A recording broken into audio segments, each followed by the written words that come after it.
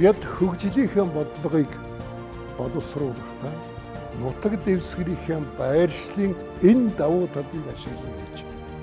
Өөрөөр энэ 100 хойдоос бүсийн орнуудыг тэр бүсийн орнуудтай холбож эдийн засгийн интеграцид оролцох гадаад худалдаа хийхэд хамгийн дөтсөн бол Монгол утгаар дамжиж байгаа. Дэлхийн эдийн засгийн өсөлт гэхээс илүүтэй бүс нутгийн хамтын ажиллагаа түүн зүрсэн үр өгөөж сүрэлсэн өсөлтийн тухай маш их ярьдаг болсон.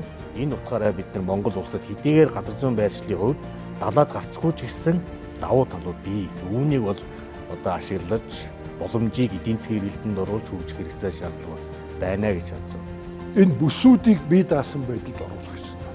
Өнөөдөр яаж ийм хөлөөрөө Улаанбаатар хотод эндээс 70%, эндээс 30% одоо импортын өргөн хэрэгцээний бараг энд цуглуулад эндээс одоо аймагуд руугаа 8 цацраг замаар тээж хангаж явна.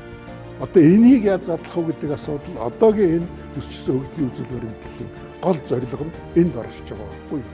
Дотооддоо бол бид нар юуны өмнө бол энэ бүссэн хөгжлийн бодлогоор үндэсний логистикийн шүлжээгээ хамгийн түрүүнд бид нар байгуулах ёстой юм байна.